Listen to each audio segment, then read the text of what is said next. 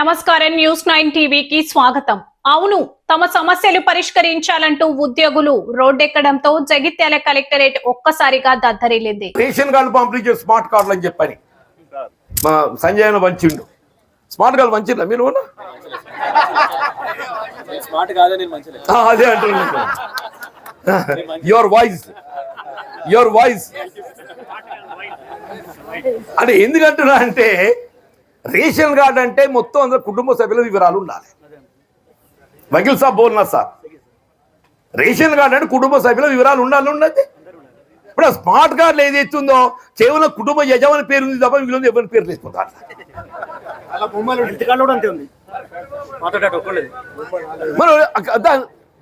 దీనిలో ఏదైతే ఉందో ఓన్లీ వన్ నేమ్. దీనిలో ఏదో రేషన్ కార్డు హోల్డర్ బొమ్మ లేదు. దీనిలో నేనేమంటున్నా, స్మార్ట్ కార్డు పంపిణీ చేయబడ్డప్పుడు ఏదైతే ఉందో రేషన్ కార్డు హోల్డర్ బొమ్మ పెట్టాలి కదా. రేషన్ కార్డు హోల్డర్ బొమ్మ లేదు. వాళ్ళే ఇద్దరు, రేవంత్ రెడ్డి, ఉత్తమ్ రెడ్డి. ఇక మళ్ళీ ఉంటామో పోతామో అని అవ్వ ఈతో 4 ప్రచారం చేసుకుందాం అని చెప్పని. ఎందుకంటే దినం దగ్గర పడ్డదే. కొసకొచ్చినాక ఏం చేస్తారు? ఇక కొసకొచ్చినాక ఏం చేస్తారే? ఇంకో దీనికే పడ్డారు. Exactly, your right correct. ఇది పార్టీ సభ్యత్వ కార్డు లెక్క ఉన్నది తప్ప వేరే కాదన్న అని చెప్పి అంటున్నాను. దీనిలో కుటుంబ సభ్యులు ఒక 4 ఉంటారే. రేపు ఆరోగ్యశ్రీకి వైద్యం కొరకు పోతారు. దానిలో ఏదైతున్నదో ఆ కుటుంబ సభ్యుల వివరాలు లేకుంటే ఆరోగ్యశ్రీ బెనిఫిట్ ఎట్లా పొందాలి? వకీల్ సార్, फिर दोबारा और एक लेके जाना या फिर एक रेशन कार्ड लेके जाना, फिर एक रेशन कार्ड ले जाना पड़ता. ఇప్పుడు అది సూచన చేసిన కానీ కొద్దిగా ఆలోచన జ్ఞానం ఉండాలని చెప్పంటు నేను. సూచన చేసిన కానీ ఆలోచన జ్ఞానం ఉండాలని చెప్పంటు నేను. అసలు ఏదేమైనా రాష్ట్రానికి ఇటువంటి పరిస్థితి రావడం నిజంగా చూసుకోవాలని చెప్పంటు. ఇవన్నీ గమనించే నువ్వు ఎన్నికల ప్రణాళిక ఏదైతే ప్రజానీకానికి వాగ్దానం చేసి అధికారానికి వచ్చినావు చేయలేకపోతున్నావు కాబట్టి ఈ పాలనతో చేతగాదర నాయన. ఈ పాలనతో చేత కాదు. అందుకే ప్రజలకు నినాదం రేవంత్ రెడ్డి పోవాలి, కేసీఆర్ గారు రావాలి. రేవంత్ రెడ్డి ఇది ఎక్కడ పుట్టింది? జగిత్యాల గడ్డ మీద పుట్టింది. ఇది నినాదం పుట్టిందే జగిత్యాల గడ్డ మీద పుట్టింది అని చెప్పంటున్నాను నేను. రేవంత్ రెడ్డి పోవాలి, కేసీఆర్ గారు రావాలి పుట్టిన నినాదమే జగిత్యాల గడ్డ మీద పుట్టింది. ఇది విప్లవాల గడ్డనే. జగిత్యాల దీనికి ప్రత్యేకత ఉందని చెప్పంటున్నా. ఇక్కడ మీరు ఆరంభించిన ఉద్యమం ఏది కూడా ఖాళీ పోదు, వృధా పోదు అని చెప్పంటున్నా. తప్పకుండా మీ హక్కుల సాధన కొరకు మేము అండగా నిలబడతాం. మీరు సాధిస్తారు. అదేదైతుందో PRC, DA, health cards, pending బకాయిలు. పాపం మా రిటైర్డ్ ఉద్యోగస్తులు చూస్తే నాకు సభ్యత్వం మీద ఇవ్వాలని కూడా వాళ్ళు వచ్చిన మీ దగ్గరికి. ఇంతవరకు లేదు. జాబ్ క్యాలెండర్ లేదు ఇంతవరకు చెప్పంటు నేను. ఇవాళ ఆనాడేం చెప్పిండు, మేము మొదటి సంవత్సరం 2 లక్షలు నింపుతా, తర్వాత 1 లక్ష నింపుతా, 2 కూడా 3 అన్నాడా? అసలు నింపి అంతా 17,000 18,000 నింపిండు అని చెప్పుకునేది 60,000 70,000 చెప్పుకుంటుండు. నింపినే 16,000 17,000 అని చెప్పుకుంది 60,000 70,000 చెప్పుకో అని చెప్పుకునేది 3 లక్షలు చెప్తలేడు అని చెప్పంటుండే. ఎవడైనా కానీ అని చెప్పంటున్నా, ఉద్యోగస్తులతో ఉపాధ్యాయులు పెట్టుకుని ఎవడు పేరుకు రాలేదు. ఉన్నతంగా చెప్తున్నాను. ఉద్యోగస్తులు ఉపాధ్యాయులతో పెట్టుకున్నాడు ఎవడు పేరుకు రాలేదు. విద్యార్థులతో నిరుద్యోగ యువతతో పెట్టుకున్నాడు కూడా ఎవడు పేరుకు రాలేదు.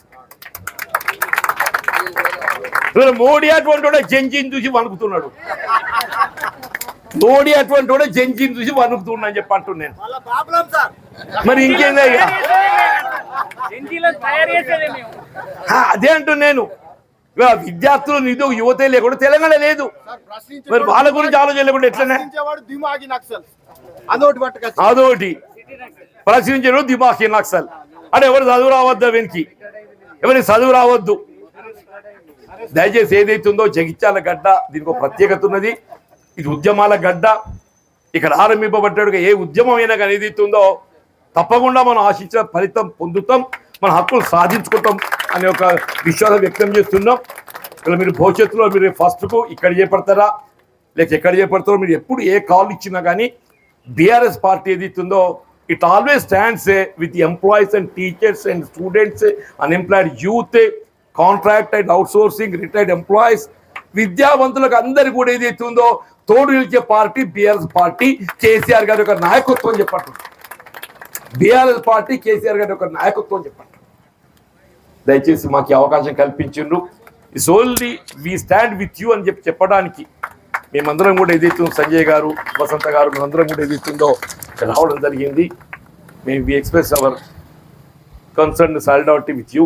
We always will stand with you to get. ఇవన్నీ ఏదైతుందో ఓ కొద్ది ఉపయోగపట్టుండా ఏడాది దార్థం అదే రాజ్యం వస్తాయి. ఇవన్నీ అయితే ఇప్పుడు ఈ లోపల చేస్తేమో అని పేరు పేరు కదా వస్తుంది. మనకి అది అక్కర్లేదంటే మీరే బదలాయిస్తారు సర్కారును. కొత్తగా వచ్చే సర్కారు ఏది కేసీఆర్ గారు రాగానే మొట్టమొదటి సంతకం పెట్టించే బాధ్యత మా సంజయ్ అయితే ఉంటుందని చెప్పండి. Thank you. పెట్టిండో అవి కూడా ఇప్పుడు ముఖ్యమంత్రి పెండింగ్ పెట్టుకుంటూ వస్తున్నాడు.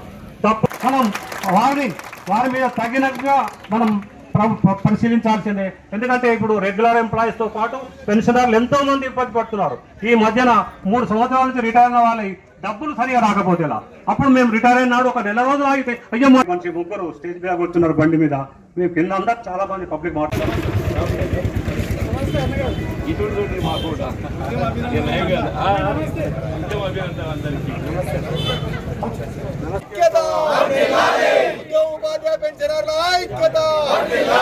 అయితే ఆందోళనలో ఇప్పుడు ఓ సంచలన పరిణామం చోటు చేసుకుంది.